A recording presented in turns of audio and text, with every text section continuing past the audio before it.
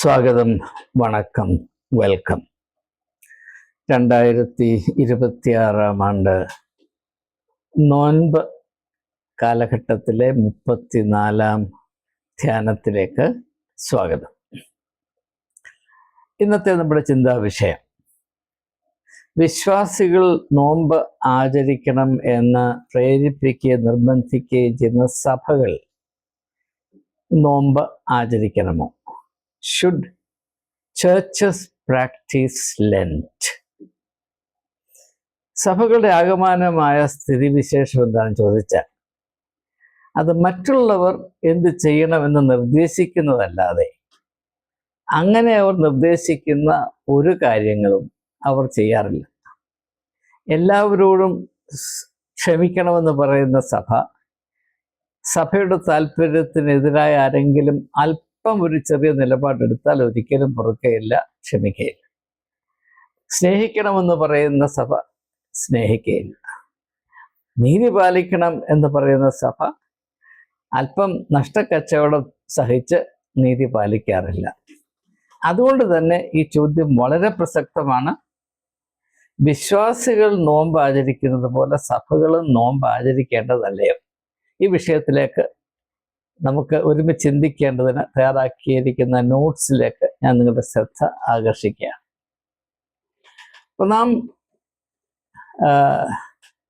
ഉപവസിക്കുന്നു. നോമ്പിൻ്റെ ഒരു പ്രധാനപ്പെട്ട ഭാഗമാണല്ലോ ഉപവസിക്കുക എന്നത്. അതായത് നമുക്ക് ഏറ്റവും താല്പര്യമുള്ള ഭക്ഷണ പദാർത്ഥങ്ങൾ നാം ഉപേക്ഷിക്കുന്നു. അപ്പോൾ താല്പര്യമായതിനെ ഉപേക്ഷിക്കുക, തൽഫലമായ അല്ലെങ്കിൽ അതിൽ കൂടെ സ്വയം നിയന്ത്രണം കൂടുതൽ ശക്തീകരിക്കുക, ഇതാണ് എൻ്റെ ഉദ്ദേശം.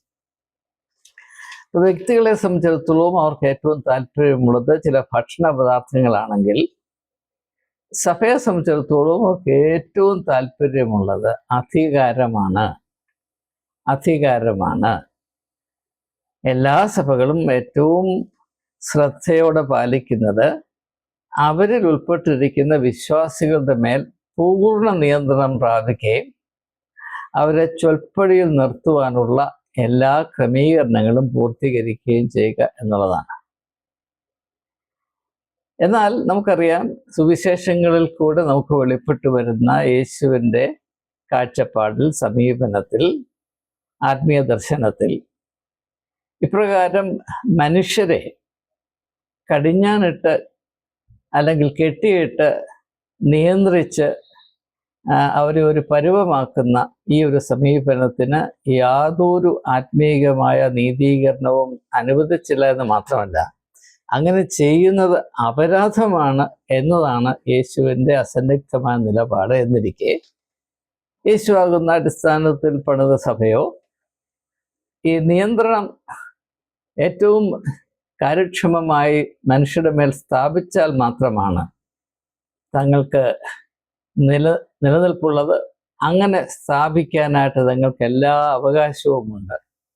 തങ്ങളുടെ അധികാരത്തെ മറ്റുള്ളവർ അല്പം പോലും ചോദ്യം ചെയ്യാതെ നിരുപാധികമായി അംഗീകരിക്കുകയും അനുസരിക്കുകയും ചെയ്യണം എന്നുള്ളതാണ് എല്ലാ സഭാ നേതൃത്വത്തിൻ്റെയും നിലപാട് എന്നത് വിശദീകരിക്കാതെ തന്നെ എല്ലാവർക്കും അനുഭവത്തിൽ കൂടെയും അല്ലാതെയും അറിവുള്ളതാണ്. നമുക്ക് ഈ വിഷയം ഒന്ന് വസ്തുനിഷ്ഠമായി പരിചയപ്പെടാൻ ശ്രമിക്കും. എങ്ങനെയാണ് സഭകൾ ക്രിസ്തു വിഭാവന ചെയ്ത ആത്മീയമായ ജീവിത രീതിക്ക് ഘടകവിരുദ്ധമായി നിയന്ത്രണ ആസക്തിയിൽ അവരുടെ സ്വഭാവം അല്ലെങ്കിൽ കാഴ്ചപ്പാട്, താല്പര്യങ്ങൾ വളർത്തിയെടുത്തത് എന്നത് അല്പമെങ്കിലും മനസ്സിലാക്കേണ്ട ആവശ്യം. ഈ തരുണത്തിൽ നാം ഓർക്കേണ്ട ഒരു കാര്യം, ഒരു വ്യക്തി പുരോഹിതനാകുന്നു അല്ലെങ്കിൽ മെത്രാനാകുന്നു, അവരെ വാഴിക്കുന്ന സമയത്ത് അവരെടുക്കുന്ന 3 പ്രതിജ്ഞകളിൽ ഒന്നാണ് ദാരിദ്ര്യത്തിൻ്റെ പ്രതിജ്ഞ, ദ വൗ ഓഫ് പോവർട്ടി. അതിൻ്റെ അർത്ഥം എന്താണ് എന്ന് ഈ കാലത്ത് പലപ്പോഴും മെത്രാന്മാരും പുരോഹിതന്മാരും തിരിച്ചറിയുന്നില്ല എന്നത് തന്നെ നമ്മെ ബാധിച്ചിരിക്കുന്ന രോഗത്തിൻ്റെ ഒരു ലക്ഷണമാണ്.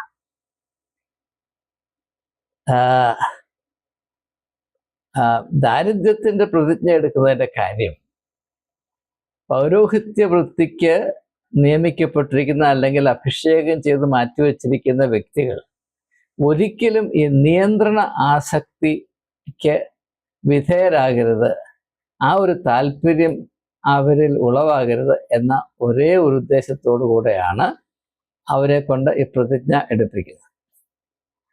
സഭയുടെ ഏറ്റവും വലിയ മോഹം നിയന്ത്രണമാണ് എന്നതുകൊണ്ട് ആ ഒരു വിധത്തിൽ അധികാരം കൈയാളുന്ന ആളുകൾ താണു പോകാതിരിക്കേണ്ടതിന് വേണ്ടിയാണ് ദൈവസന്നിധിയിൽ അവരെ കൊണ്ട് ഈ ദാരിദ്ര്യത്തിന് പ്രതിജ്ഞ ചെയ്യിക്കുന്നത് എന്ന് ഏതാണ്ട് ക്രിസ്തീയ പുരോഹിതന്മാർ ബഹുഭൂരിപക്ഷവും പൂർണ്ണമായും മറന്നിരിക്കുന്നു എന്നത് സാന്ദർഭികമായി ഞാനൊന്ന് സൂചിപ്പിക്കുകയാണ്. അപ്പം നമുക്ക് ഇപ്പോൾ മനസ്സിലാക്കാൻ ആവശ്യമുള്ള കാര്യം, എങ്ങനെയാണ് സഭ തങ്ങളുടെ അധികാരം, തങ്ങളുടെ നിയന്ത്രണം വിശ്വാസികളുടെ മേൽ ഇങ്ങനെ അരക്കിട്ട് ഉറപ്പിച്ചിരിക്കുന്നത് എന്നതാണ്. ആദ്യമായി ഞാനിവിടെ രേഖപ്പെടുത്തിയിരിക്കുന്നത്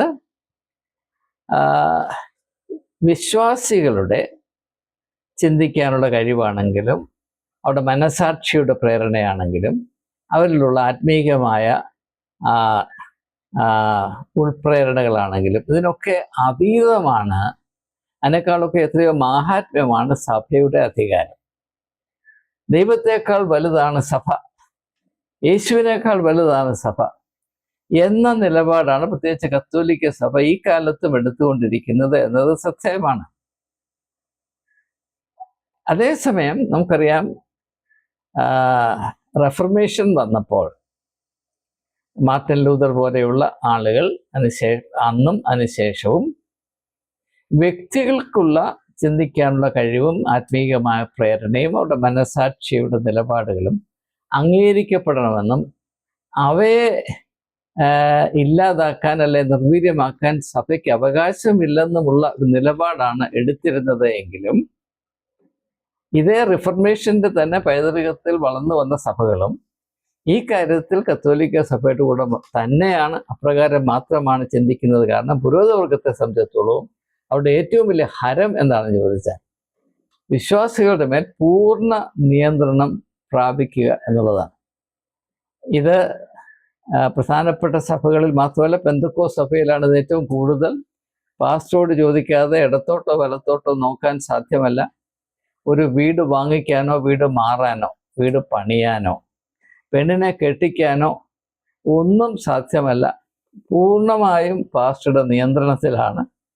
ഇതൊരു വലിയ ശാപം തന്നെയാണ്.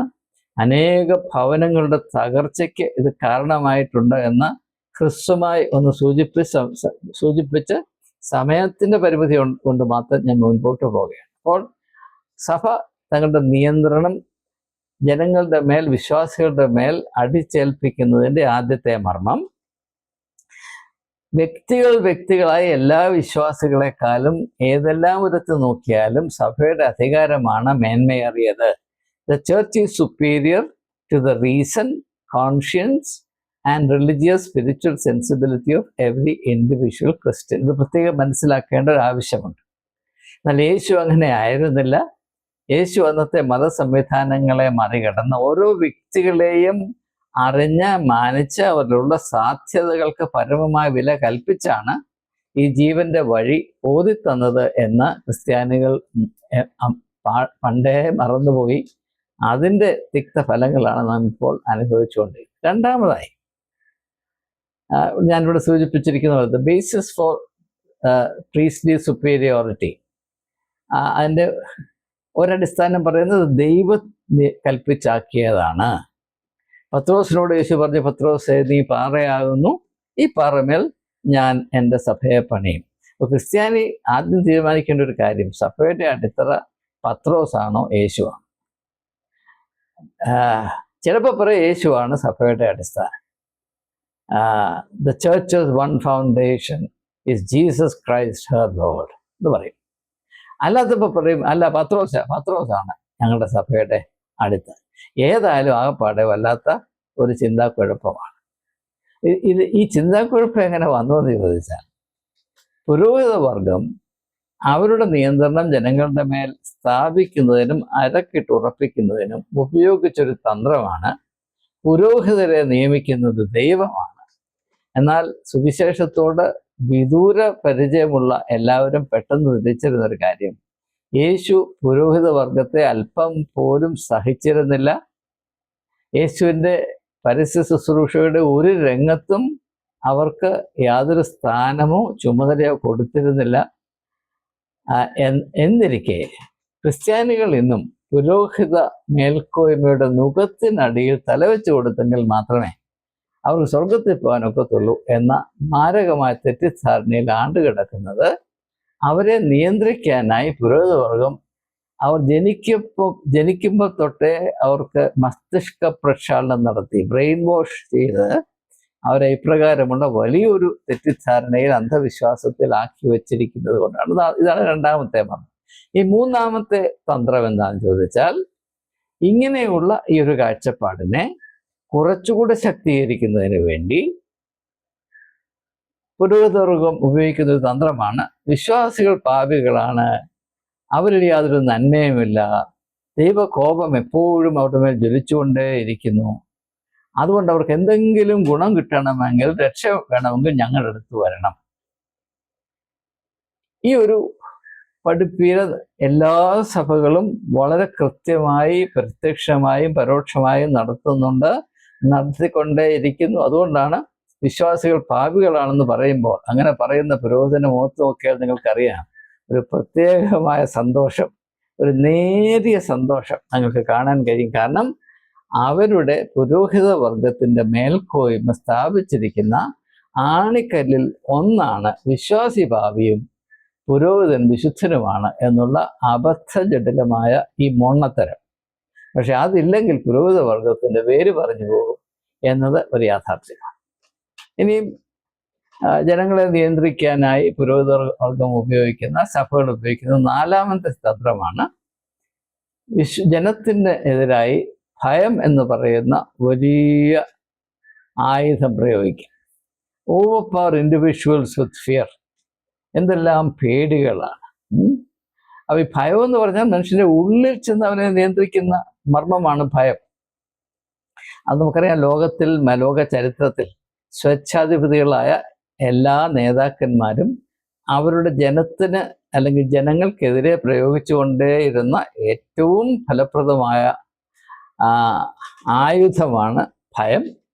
അത് തന്നെയാണ് പുരോഹിതവർഗം ഉപയോഗിക്കുന്നത്. പക്ഷേ ഒരു രാഷ്ട്രീയ നേതാവിനും ഒരു സ്വേച്ഛാധിപതിക്കും ഉപയോഗിക്കാൻ കഴിയാത്ത വിധത്തിലുള്ള വ്യാപ്തിയുള്ള ഭയമാണ് പുരോഹിതവർഗം ജനങ്ങൾക്കെതിരെ പ്രയോഗിക്കുന്നത്.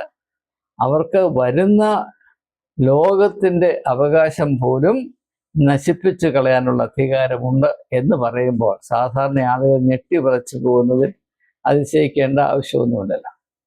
അപ്പോൾ രാഷ്ട്രീയമായ സ്വേച്ഛാധിപതികൾ ഇഹലോകത്തിൻ്റെ ഭയം ഉപയോഗിക്കുമ്പോൾ പുരോഹിതവർഗം ഇഹലോകത്തിലും പരലോകത്തിലുമുള്ള കാര്യങ്ങളെ ആസ്പദമാക്കിയുള്ള നാനാമുഖമായ ഭയഭീതികൾ ഉപയോഗിച്ചാണ് ജനങ്ങളെ ഇപ്രകാരം നിയന്ത്രിച്ച് നിർത്തിയിരിക്കുന്നത്.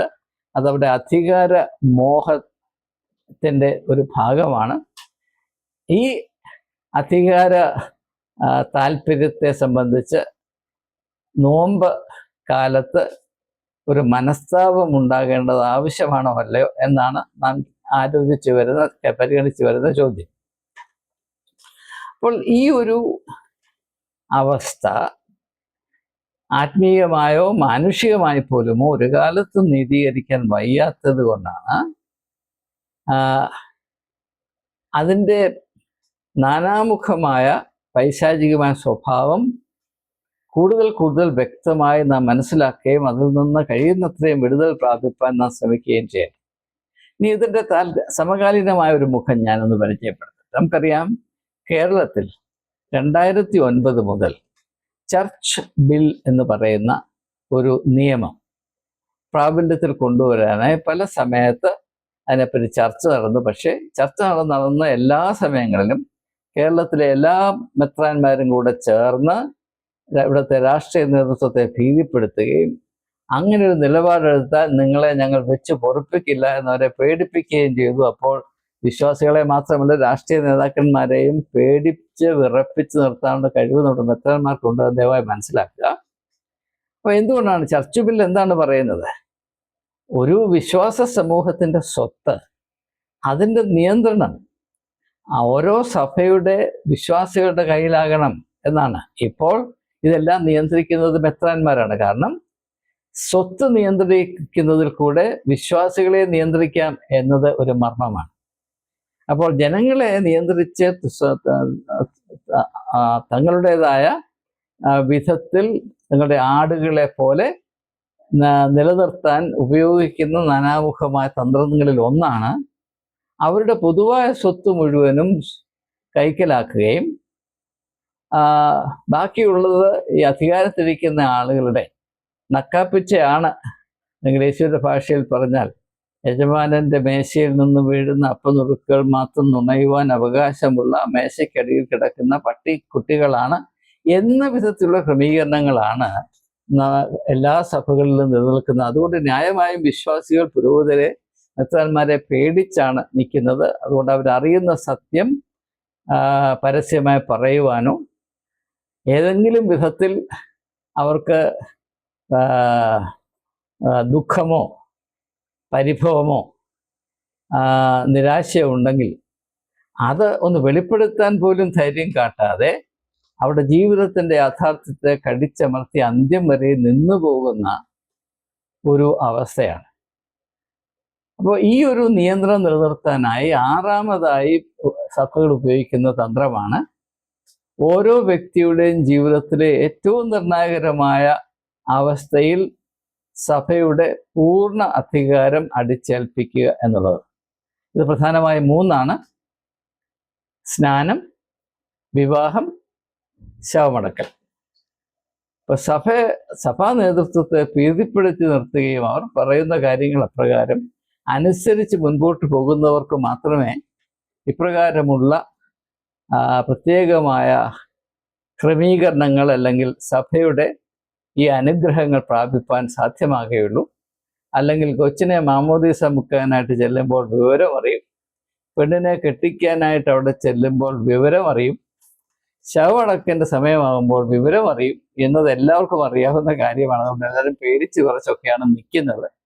അതുകൊണ്ട് നമുക്കറിയാം പുരോഹിത വർഗത്തിൻ്റെ നിയന്ത്രണ ആസക്തി ജനങ്ങളുടെ മേൽ നിലനിർത്താനായി ഉപയോഗിക്കുന്ന നാനാമുഖമായ തന്ത്രങ്ങളിൽ ഒന്നാണ് ഓരോ വ്യക്തിയുടെയും ജീവിതത്തിൻ്റെ ഏറ്റവും പ്രധാനപ്പെട്ട അവസ്ഥകളിൽ പുരോഹിത നിയന്ത്രണം പൂർണ്ണമായി സ്ഥാപിക്കുക. ഏതെങ്കിലും വിധത്തിൽ പുരോഹിതരുടെ അനിഷ്ടം സമ്പാദിക്കാനിടയായി പോയാൽ അതിൻ്റെ തിക്തഫലം അനുഭവിക്കേണ്ടി വരും. അതുകൊണ്ട് എല്ലാവരും പേടിച്ച് അവർ നടക്കേണ്ടുന്ന വഴിയെ തന്നെയാണ് നടക്കുന്നത് എന്നത് നമുക്കറിയാം.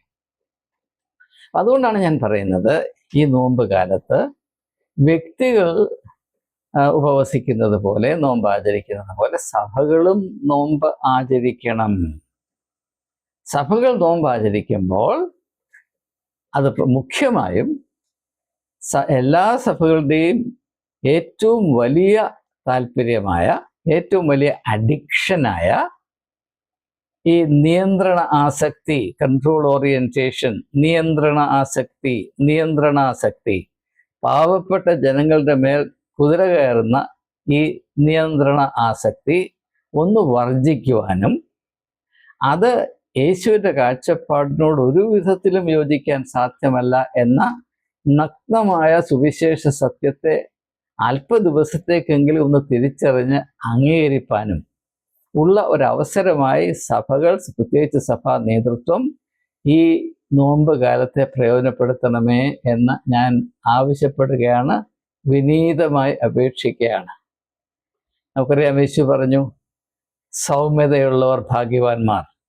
ഈ സൗമ്യത വ്യക്തികൾക്ക് നല്ലതാണ് എന്നതുപോലെ തന്നെ സഭകൾക്കും സൗമ്യത വേണ്ടേ? എന്തുകൊണ്ടാണ് വ്യക്തികൾക്ക് നല്ല കാര്യമായ സൗമ്യത സഭകൾക്ക് നാണക്കേടാണ് എന്നും സഭാ അധികാരികൾ അവരുടെ അധികാരം ധിക്കാരമായിട്ട് ജനങ്ങളുടെ മനസ്സിന് മുറിവേൽപ്പിക്കുന്നത് പോലെയും അവരുടെ അഭിമാനത്തിന് ക്ഷയം വരുത്തുന്നത് പോലെയും അവർക്കെതിരെ പ്രയോഗിക്കുന്നതാണ് അവരുടെ യോഗ്യത എന്ന വിധത്തിൽ നാം തെറ്റിദ്ധരിച്ച് വെച്ചിരിക്കുന്നത്. അതേസമയം തന്നെ നമുക്കറിയാം, വർഷത്തിലൊരിക്കൽ ചില ആളുകളെ കണ്ടുപിടിച്ച് അവരുടെ കാലും കഴുകും. എന്നാൽ തിരിച്ചറിയേണ്ട കാര്യം, യേശു തൻ്റെ ശിഷ്യന്മാരുടെ കാല് കഴുകിയത് അത് നോമ്പിൻ്റെ അനുഭവമായിരുന്നു. ആ യഥാർത്ഥ നോമ്പിനെ സഭ വളരെ തുച്ഛമായ തോതിൽ എന്ന് പറഞ്ഞാൽ അതിനെ തുച്ഛീകരിക്കുന്ന വിധത്തിൽ അനുകരിക്കുന്നതാണ് വർഷത്തിലൊരിക്കൽ.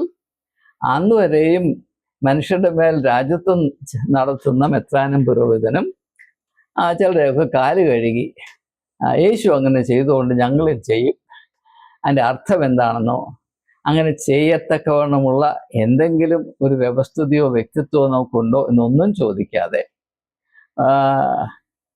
ചില താരിപ്പുകളുടെ മാത്രം പ്രേരണയിൽ വർഷത്തിലൊരിക്കൽ ചില ആളുകളുടെ കാല് കഴുകുമ്പോൾ അത് കണ്ട് വലിയൊരു സംഭവമാണ് എന്ന് ചിന്തിക്കുന്നത് വാസ്തവത്തിൽ കൗതുകകരമാണ്, ആക്ഷേപാർഹമാണ് എന്നതിനപ്പുറം ഞാൻ എന്ത് പറയാനാണ്. അപ്പോൾ അതുകൊണ്ട് ഞാൻ ആദ്യം സൂചിപ്പിച്ചതുപോലെ നോമ്പ് കാലത്ത് നമ്മൾ ചില കാര്യങ്ങൾ വർജിക്കുന്നു. അങ്ങനെ വർജിക്കുന്നതിൻ്റെ തത്വം എന്താണെന്ന് ചോദിച്ചാൽ, നമ്മൾ വളരെയധികം താല്പര്യമുള്ളതിനെ വർജിക്കുമ്പോഴാണ് നാം ഈ ഒരു അനുഭവത്തെ, അച്ചടക്കത്തെ കൂടുതൽ കാര്യമായി അത് അർഹിക്കുന്ന ഗാംഭീര്യത്തോടെ അറിയുകയും ആചരിക്കുകയും ചെയ്തത് എന്നുള്ളതാണ്. മാത്രവുമല്ല, അങ്ങനെ ആചരിക്കുന്നതിൽ കൂടെ നമുക്ക് സ്വയം നിയന്ത്രണം കൂടുതൽ ശക്തീകരിക്കാൻ സാധിക്കുന്നു. അത് തന്നെ എല്ലാ സഭകൾക്കും ആവശ്യമാണ്. അതുകൊണ്ട് ഞാൻ ചില സാധ്യതകൾ പറയാൻ പോവുകയാണ്. എങ്ങനെയാണ് സഭകൾ നോയമ്പ് ആചരിക്കേണ്ടത്, വ്യക്തികൾ എങ്ങനെയാണ് നോമ്പ് ആചരിക്കേണ്ടത് എന്നതിനെപ്പറ്റി നമുക്ക് വേണ്ടതുപോലെയുള്ള അറിവുണ്ട്. പക്ഷേ ഒരിക്കലും ആരും പറയാത്ത ഒന്നിൻ്റെ കാര്യങ്ങൾ, ചില കാര്യങ്ങൾ സഭകൾ എങ്ങനെയാണ് നോമ്പ് ആചരിക്കേണ്ടത് അതുകൂടെ സൂചിപ്പിച്ചുകൊണ്ട് ഞാൻ ഈ ചിന്ത അവസാനിപ്പിക്കാൻ പോവുകയാണ്. ആദ്യമായിട്ടൊക്കെ പറയാനുള്ളത്, മെത്രാന്മാർ ഈ ഒരു 40 ദിവസത്തേക്ക് അവരുടെ കൊട്ടാരത്തിൽ നിന്നിറങ്ങി സാധാരണ ആളുകൾ ജീവിക്കുന്ന ഏതെങ്കിലും 1-2 മുറിയുള്ളൊരു വീട്ടിൽ താമസിക്കുക, സ്വയം പാചകം ചെയ്യുക, സ്വയം വസ്ത്രം നനയ്ക്കുക, വീട് അടിച്ച് വൃത്തിയാക്കുക, അങ്ങനെ ഒന്ന് ജീവിക്കുക. 2, ഈ കാലഘട്ടത്തിൽ എടുക്കാൻ വയ്യാത്ത ഭാരമുള്ള ഈ വേഷഭൂഷാദികളിട്ട് നടക്കുന്നതിന് പകരം കേരളത്തിലല്ലേ അല്ല കൈലിയും ബനിയനും ഒക്കെ ഉടുത്ത് നല്ലതായിട്ടൊന്ന് കുളിയൊക്കെ പാസ്സാക്കി ഒരു സാധാരണ മനുഷ്യരെ പോലെ ഈ കോമാളി വേഷമൊക്കെ ഒന്ന് മാറ്റി വെച്ച് ഒന്ന് ജീവിക്കാൻ നോക്കുക. അതുപോലെ തന്നെ ഈ വലിയ വലിയ കാറ് അങ്ങോട്ട് മാറ്റിയിട്ട് 2 കാര്യങ്ങളൊന്ന് നടന്നു നോക്കുക. അപ്പോൾ ഈ 2026 ആണ്ടിൽ ഇതായിരിക്കട്ടെ മെത്രാന്മാരുടെ ലെൻറ്റ്. അതുപോലെ തന്നെ മറ്റൊരഭിപ്രായം എനിക്ക് പറയാനുള്ളത്, ഈ കാലഘട്ടത്തിൽ എല്ലാ സർവീസും ആരാധനകളും നടത്തുവാനുള്ള പൂർണ്ണ അധികാരം വിശ്വാസികളായ ആളുകൾക്ക് കൈമാറേണ്ടതാണ്. പുരോഹിതന്മാർ മാത്രമേ ആരാധന നടത്താവൂവെന്നോ സക്രമം നടത്താമെന്നോ യാതൊരു സൂചനയും യേശുവിൻ്റെ ഒരു പ്രസ്താവനയിലും ഒരു പഠിപ്പീരിലും ഇല്ല. ഇത് അവരുടെ മാത്രം കുത്തകയാണെന്ന് പറയുന്നത് നട്ടാൽ കുരുക്കാത്ത കള്ളം മാത്രമാണ്. അതുകൊണ്ട് ഈ നോമ്പ് കാലത്ത് സത്യത്തെ അല്പമൊന്ന് മാനിക്കുന്നതിന് വേണ്ടി പുരോഹിതന്മാർ വിശ്വാസികൾക്ക് വഴിമാറിക്കൊടുക്കുക. അവർ ആരാധന നടത്തട്ടെ, അവർ പ്രസംഗിക്കട്ടെ, അവർ സുവിശേഷം വിഭജിച്ച് തരട്ടെ, നിങ്ങൾ മറ്റുള്ളവരുടെ വന്നിരുന്ന് ആരാധിക്കുക, കുറച്ചാൾ മിണ്ടാതിരിക്കുക. അതാകട്ടെ നിങ്ങളുടെ 2026 ആണ്ടിലെ നോമ്പ്.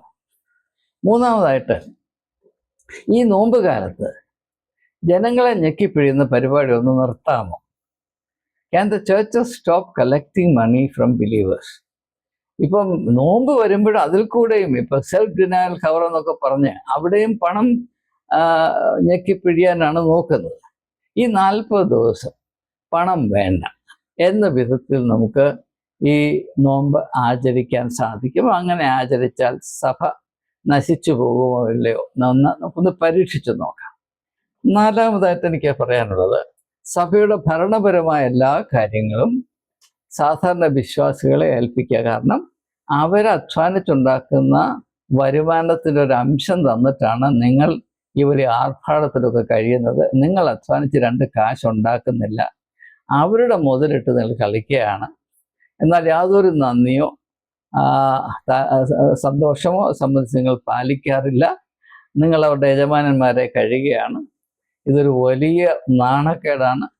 അതുകൊണ്ട് ഒരു 40 ദിവസത്തേക്കിലും ഈ ഒരു ആഭാസത്തരം ഒന്ന് നിർത്താൻ വേണ്ടി സഭയുടെ ഭരണത്തിൻ്റെ ചുമതല, അതിൻ്റെ എല്ലാ അംശത്തിൻ്റെയും ചുമതല സാധാരണ ജനങ്ങളെ ഏൽപ്പിച്ച് മെത്രാനും പുരോഹിതന്മാരും അല്പം ഒന്ന് മനസ്താപത്തിൽ കഴിഞ്ഞ കാലങ്ങളിൽ ചെയ്ത വേണ്ടാധീനങ്ങളൊക്കെ ഓർത്ത ദിവസത്തിൽ ഏറ്റുപറഞ്ഞ് കുമ്പസാരിച്ച് നല്ല മക്കളായി മുൻപോട്ട് പോകുവാനുള്ളൊരവസരം 2026 ആണ്ടിലെ നോമ്പ് കാലത്ത് നിങ്ങൾക്ക് ലഭിക്കട്ടെ എന്ന സ്നേഹത്തിൻ്റെ ഭാഷയിൽ ഞാൻ നിങ്ങൾക്ക് ആശംസിക്കുകയാണ്.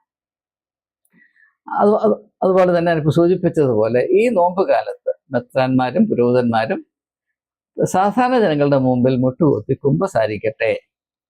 അയ്യോ, ഞങ്ങൾക്ക് തെറ്റുപറ്റിപ്പോയി, ഞങ്ങൾക്ക് അവിടെ ഭക്തിയുള്ളവരാണ്, ഞങ്ങൾ മാമോനെ സേവിക്കുന്നവരാണ്, മാമോനെ സേവിച്ചാൽ മാത്രമേ ദൈവത്തിൻ്റെ വേല ചെയ്യാൻ ഒക്കത്തുള്ളൂ എന്ന ഏറ്റവും വലിയ വിഡ്ഢിത്തരത്തിൽ മാത്രം അള്ളിപ്പിടിച്ച് നിൽക്കുന്നവരാണ് എന്നുള്ള പച്ച പരമാർത്ഥം എല്ലാവർക്കും അറിയാവുന്ന കാര്യങ്ങൾ ജനങ്ങളുടെ മുൻപിൽ ഒന്ന് പരസ്യമായി അംഗീകരിക്കാനുള്ള ഒരു തൻ്റെ ഇടം ആർജിക്കുന്നത് വളരെ നല്ലതാണ്. ആറാമതായിട്ട് എനിക്ക് പറയാനുള്ളത്, ഈ 40 ദിവസം മെത്രാന്മാരും പുരോഹിതന്മാരും എവിടെയെങ്കിലും പോയി ശരീരം അനക്കി ജോലി ചെയ്യുക.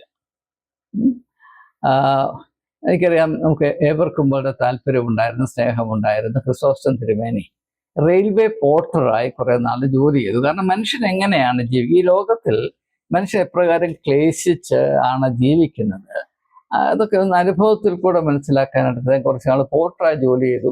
ആ അനുഭവത്തിൽ കൂടെ പല കാര്യങ്ങളും അദ്ദേഹം പഠിച്ചു എന്ന് വളരെ വാചാലതയോടും അദ്ദേഹം പറഞ്ഞ് ഞാൻ തന്നെ കേട്ടിട്ടുണ്ട്. അപ്പം അതുപോലെ അത് നല്ലൊരു കാര്യം തന്നെയാണ്. അപ്പോൾ നമ്മുടെ മെത്രാന്മാരും പുരോഹിതന്മാരും ഈ ഒരു 40 ദിവസം ഏതെങ്കിലും ഹോസ്പിറ്റലിൽ പോയി അവിടെ ഓരോ വാർഡും തൂക്കുക, തുടയ്ക്കുക, അവിടെയുള്ള രോഗികളെ സഹായിക്കുക, അതുപോലെ എവിടെയെങ്കിലും വയോധികരുടെ വൃദ്ധസദനങ്ങളുണ്ടെങ്കിൽ അവിടെ പോയി വോളണ്ടിയേഴ്സായി ജോലി ചെയ്യുക, അല്ലെങ്കിൽ ഏതെങ്കിലും വീട്ടിൽ പോയി ഈ ഗാർഡനറായിട്ടൊക്കെ ജോലി ചെയ്യുക, പാചകം ചെയ്തു കൊടുക്കുക, കുക്സായിട്ടൊക്കെ. യേശു ക്രിസ്തു പാചകം ചെയ്തു, നമുക്കറിയാം. അവർക്ക് സ്വന്തം ശിഷ്യന്മാർക്ക് പ്രഭാത ഭക്ഷണം ഉണ്ടാക്കി കൊടുത്തു. നിങ്ങൾ വന്ന പ്രഭാത ഭക്ഷണം കഴിപ്പിയെന്ന് പറഞ്ഞില്ല. അപ്പോൾ യേശു ക്രിസ്തുവിന് പാചകം ചെയ്യാമെങ്കിൽ എന്താ ഈ മഹാന്മാർക്ക് പാചകം ചെയ്യാനൊക്കെ? അപ്പം അങ്ങനെ ശരീരം കൊണ്ട് വല്ലതും ചെയ്തു കഴിഞ്ഞാൽ കുറച്ചുകൂടൊക്കെ ബോധം വരും എന്നാണ് എൻ്റെ ഒരു പ്രതീക്ഷ. അതുകൊണ്ട് അങ്ങനെ ചെയ്യാൻ ശ്രമിക്കുമ്പോൾ എന്ത് സംഭവിക്കുമെന്ന് ചോദിച്ചാൽ, കുറഞ്ഞ പക്ഷം തങ്ങളെ കൊണ്ട് ഒന്നിനും വലിയ കഴിവില്ല എന്നവർ മനസ്സിലാക്കുകയും തൽഫലമായ കുറെ കൂടെ സൗമ്യത പാലിപ്പാൻ അവർക്കിടയാകുകയും ചെയ്യും. അങ്ങനെ സൗമ്യതയുള്ളവർ ഭാഗ്യവാന്മാർ, ഭൂമി അവകാശമാക്കും, വലിയ വലിയ അനുഗ്രഹം പ്രാപിപ്പാൻ അത് വഴിയൊരുക്കും എന്നതുകൊണ്ടാണ് അവർ ശരീരം അനക്കി വല്ലതും ജോലി ചെയ്യട്ടെ. അങ്ങനെ ചെയ്യുമ്പോൾ മനുഷ്യർ എത്ര ക്ലേശിച്ചാണ് ജീവിക്കുന്നതെന്ന് മനസ്സിലാകുകയും തങ്ങൾ വെറും പാരസൈറ്റുകൾ, ഇത്തുകളെ പോലെയാണ് കഴിയുന്നവർക്ക് ലജ്ജിക്കുകയും അതിൽ കൂടെ സൗമ്യത പാലിക്കുകയും ചെയ്യുമ്പോൾ അവർ അനുഗ്രഹത്തിൻ്റെ വാതിലിൻ്റെ പടിയിലെത്തും എന്നത് എൻ്റെ പ്രത്യാശയാണ്. അങ്ങനെ സൗമ്യതയുള്ളവർ സ്വർഗത്തിൽ പോകും. അങ്ങനെ നമ്മുടെ പുരോഹിത വർഗം മുഴുവനും സ്വർഗത്തിൽ പോകണം എന്ന താല്പര്യത്തിൽ മാത്രമാണ് ഞാൻ ഈ വീഡിയോ ചെയ്യുന്നത്. അതുകൊണ്ട് ഞാൻ ഒരിക്കൽ കൂടെ ആവർത്തിക്കട്ടെ, ജനങ്ങൾ നോമ്പാചരിക്കണം എന്ന് വളരെ താല്പര്യത്തോടും നിർബന്ധ ബുദ്ധിയോടും കൂടെ ഉപദേശിച്ചുകൊണ്ടേയിരിക്കുന്ന സഭകൾ ദയവായി ശ്രദ്ധിക്കുക. നിങ്ങളും നോമ്പാചരിക്കണം. നിങ്ങൾ നോമ്പാചരിക്കേണ്ടതിൻ്റെ ഏറ്റവും പ്രധാനപ്പെട്ട ഊന്നൽ നിങ്ങളുടെ നിയന്ത്രണ ആസക്തിയാണ്. നിങ്ങളുടെ നിയന്ത്രണം മറ്റുള്ളവരുടെ മേൽ സ്ഥാപിക്കാനായി നിങ്ങൾ ഉപയോഗിച്ചുകൊണ്ടേയിരിക്കുന്ന നാനാമുഖമായ തന്ത്രങ്ങൾ ജനമിത തിരിച്ചറിഞ്ഞു കഴിഞ്ഞിരിക്കുന്നു. അതുകൊണ്ട് ആ പണി ഇനിയും അധികം നാൾ മുൻപോട്ട് പോകത്തില്ല. ജനങ്ങൾ നോമ്പാചരിക്കുന്നത് പോലെ സഭകളും നോമ്പാചരിക്കണം. അത് എപ്രകാരമായിരിക്കണം എന്നതിൻ്റെ 6 നിർദ്ദേശങ്ങൾ ഈ വീഡിയോയിൽ ഞാൻ ഉൾപ്പെടുത്തിയിരിക്കുന്നത്. നോട്ട്സ് എഴുതി നിങ്ങളത് കൃത്യമായി പാലിക്കാൻ ശ്രമിക്കുക. അങ്ങനെയെങ്കിൽ നിങ്ങൾ സ്വർഗത്തിൽ പോകും. സ്വർഗത്തിൽ പോകുമ്പോൾ നിങ്ങൾ വളരെ സ്നേഹിക്കുന്ന നിങ്ങളുടെ സഭാംഗങ്ങളുമായി അനേക സഹസ്രാബ്ദങ്ങൾ നിങ്ങൾക്ക് വാണരുളാൻ ഇടയാകും. അപ്രകാരമുള്ള വലിയ അനുഗ്രഹം നിങ്ങൾക്ക് പ്രാപിക്കട്ടെ എന്നാശംസിച്ചുകൊണ്ട് വാക്കുകൾ ഉപസംഹരിക്കുന്നു. ഏവർക്കും നമസ്കാരം.